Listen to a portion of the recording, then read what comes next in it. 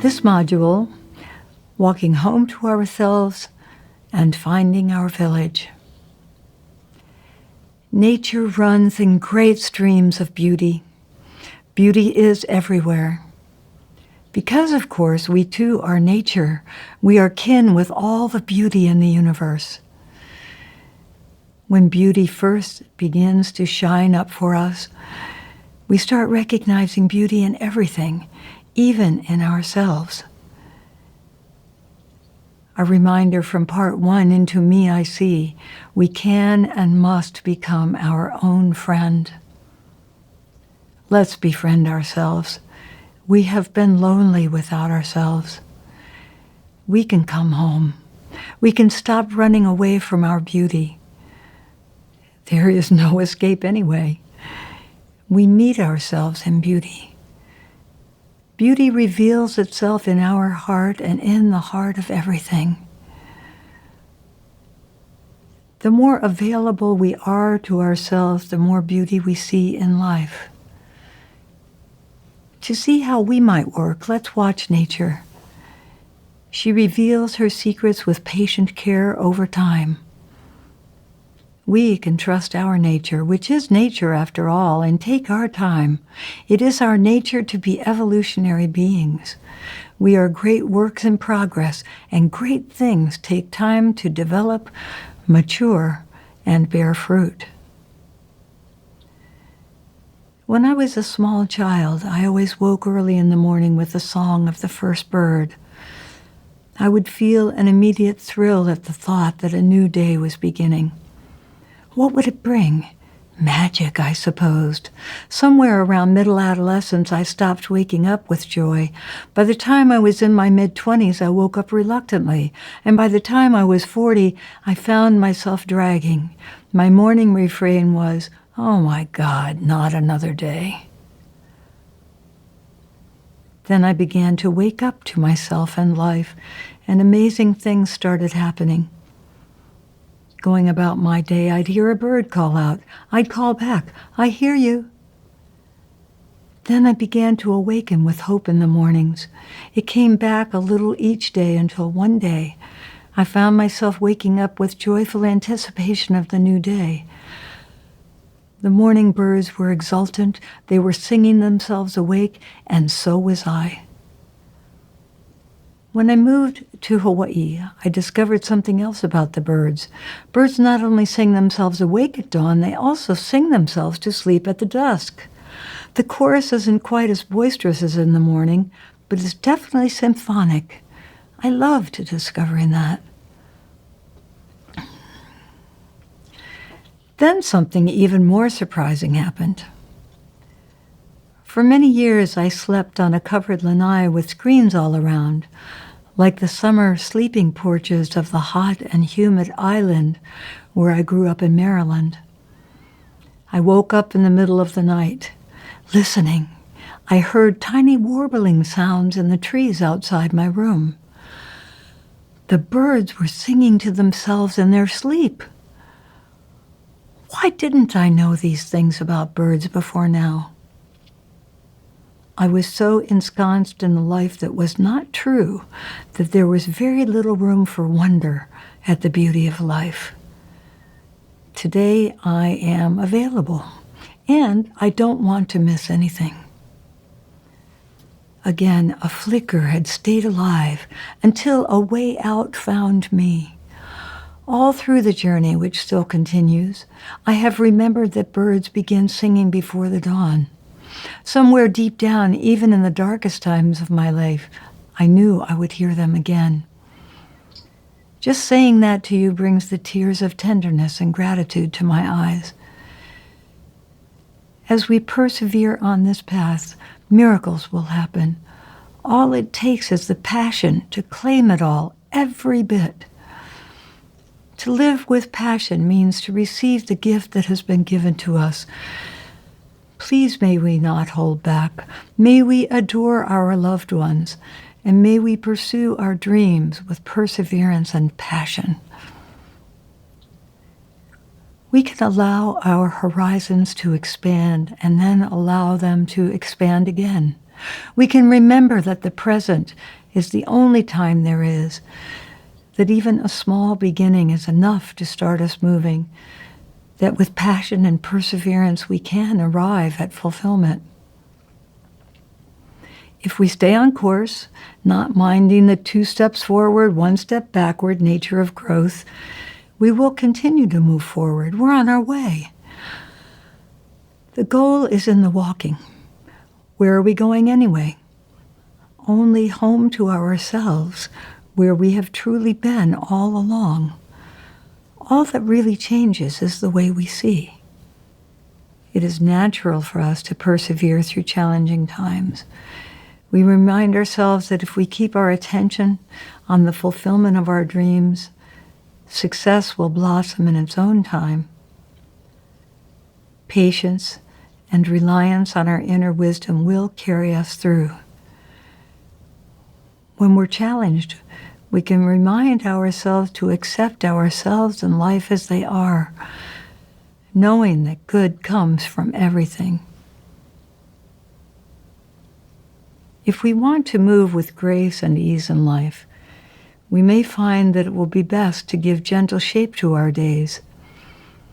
Each of us is free to create our daily life as we wish, if we carefully make our lists of what we love so we can fill our cup of self-love every day. We will begin to see the shape a life can take. We include our self-care list, our list of work well done, our relationship rituals, our outreach to our fellows and the earth. We measure our days against our ideal day and see how we can adjust to come closer to it. Progress is made in small steps. We give our days shape. We're flexible in how we live out each day. Our goals aren't rigid. We don't mind if a day looks quite different from the one we planned. We're open to sunlight shining on a hill we hadn't noticed before, that we suddenly know we must climb today. Our goals aren't rigid. Our day may look different from the one we planned. We give ourselves the grace to change and do things differently. We live in process. Life is fluid, and we're moving with the flow. Does this mean shaping our days is pointless? I don't think so. I love the feel of days with some structure. It's 6:45 on Saturday morning. I began my morning by reveling in the early butterscotch light streaming across the landscape and the ocean just below the house. Now I'm writing. Next I'll meditate. Then I'll eat breakfast with my family. That's the beginning shape of this day. Fidelity means we are faithful to our commitment to ourselves and to any commitment we make to others. We don't enter family life lightly. We come together with a beloved partner when the appointed time arrives. Then we stay. We work through difficulties. We honor the beauty of the union we have entered. We're steadfast in remedying our shortcomings and overlook the shortcomings of others, allowing them to find their way in the company of their own inner wisdom. When we come together with a beloved partner, our family expands to include their birth family as well as their friends and companions. We have the privilege and honor of having more beautiful people to love and support. At the same time, our own support team has grown. If, as part of our being together, we may bring children into our family by blending families, having our own children, or adopting, our circle of love grows even wider. In Hawaii, there is the tradition of hanai, in which an adoption of the heart increases a family even more. In order to assist our family, the best thing we can do is to keep the focus on ourselves and be true. Our willingness to grow and change leads to a healthier family. When we love others, we are gentle with them, treat them with kindness, and actively practice tolerance and patience. Though it may not be obvious at any one moment, we are all changing. When we are steadfast in our commitment to love another, we put that love above moments of anger or anxiety. When we are in right relation to everyone in our family, we spiritually nourish ourselves and those we love. Here we're talking about endearing again. Every meeting is an opportunity, even what appears as a chance meeting.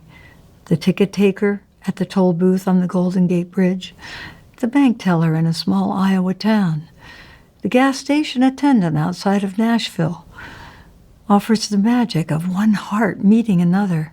Every meeting, even for a moment, takes on significance. Planet Earth has grown small. Truly, each of us is in relationship with everyone else on this planet, everyone we've met in the past, those we will meet in the future, and also those we will never meet person to person.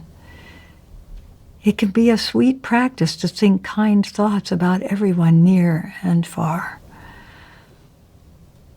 People used to live in villages. Everyone in the village looked out for one another. If anyone needed help, the villagers would gather and help. Many of us feel cut off from other people. We live in a fragmented culture where we may not know our neighbors except as passing acquaintances. In our fast-paced world, it may be only in times of tragedy or disaster that the villager in each of us comes to the fore and we help one another. We have all seen communities come together in times of flood, fire, or other disasters. People help each other. No one is a stranger. And afterwards, people talk in the streets. They say how much they wish that closeness would last. A friend of mine lived near the gates of Disneyland when it opened in 1955. She was 6 years old. Her mother took her and her little sister to experience this new wonder. At the end of the day, her mom pushed the stroller back through the gates. They were all tired. A man wearing a comfortable sweater was standing outside the gates. As they passed, he asked, "Did you have a good time?" Later in the car, her mother showed Janice the picture of the man in the Disneyland brochure.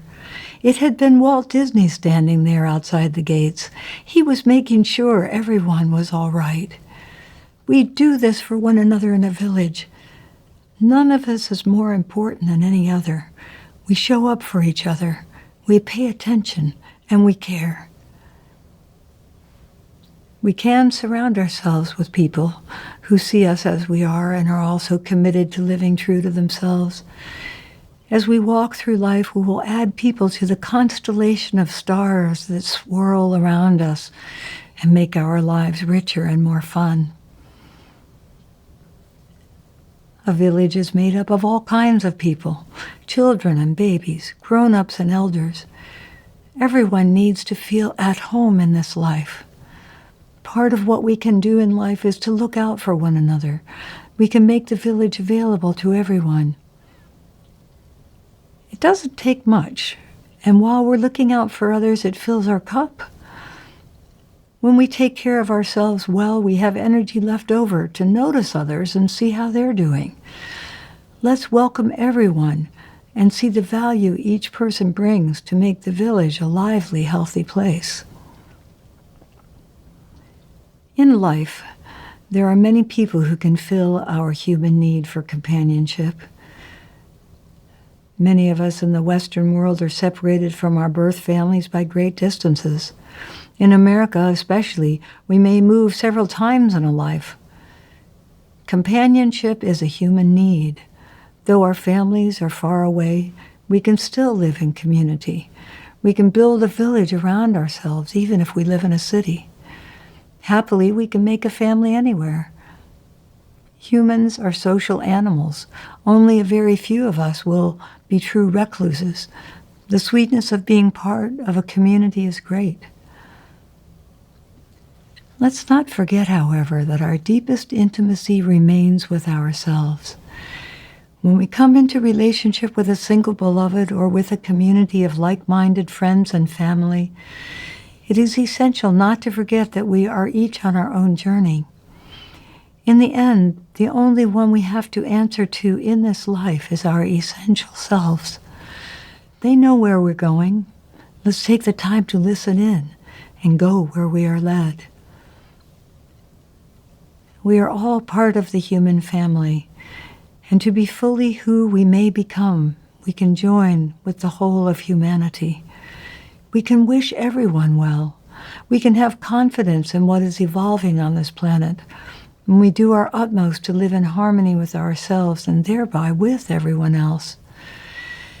Whenever we find ourselves thinking of someone or something we have judged as less than or different from what we would like, we can send a blessing.